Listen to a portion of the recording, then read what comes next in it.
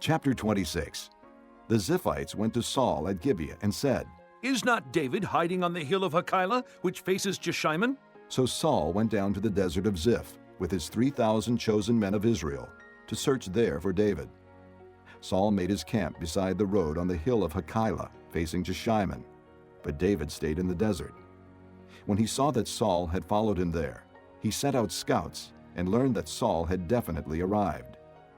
Then David set out and went to the place where Saul had camped. He saw where Saul and Abner, son of Ner, the commander of the army, had lain down.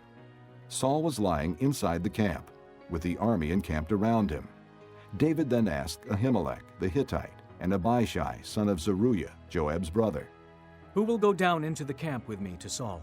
I'll go with you, said Abishai. So David and Abishai went to the army by night, and there was Saul lying asleep inside the camp with his spear stuck in the ground near his head. Abner and the soldiers were lying around him. Abishai said to David, Today God has delivered your enemy into your hands. Now let me pin him to the ground with one thrust of my spear. I won't strike him twice. But David said to Abishai, Don't destroy him. Who can lay a hand on the Lord's anointed and be guiltless? As surely as the Lord lives, he said, the Lord himself will strike him. Either his time will come and he will die, or he will go into battle and perish. But the Lord forbid that I should lay a hand on the Lord's anointed.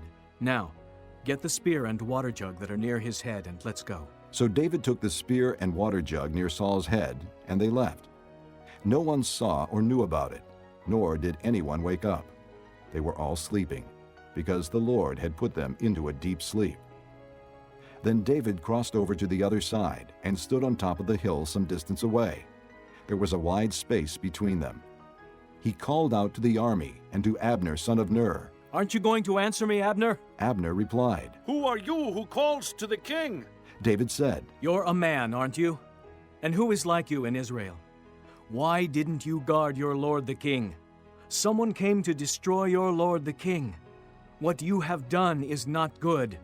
As surely as the Lord lives, you and your men deserve to die, because you did not guard your master, the Lord's anointed.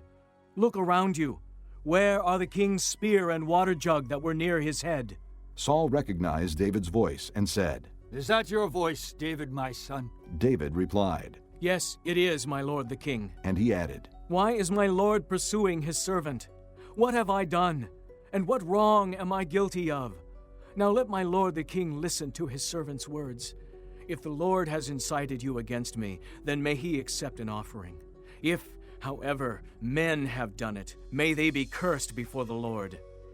They have now driven me from my share in the Lord's inheritance and have said, Go, serve other gods. Now do not let my blood fall to the ground far from the presence of the Lord. The king of Israel has come out to look for a flea, as one hunts a partridge in the mountains. Then Saul said, I have sinned. Come back, David, my son. Because you considered my life precious today, I will not try to harm you again. Surely I have acted like a fool and have erred greatly. Here is the king's spear, David answered. Let one of your young men come over and get it. The Lord rewards every man for his righteousness and faithfulness.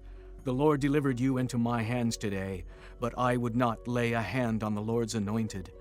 As surely as I valued your life today, so may the Lord value my life and deliver me from all trouble. Then Saul said to David, May you be blessed, my son David. You will do great things and surely triumph. So David went on his way, and Saul returned home.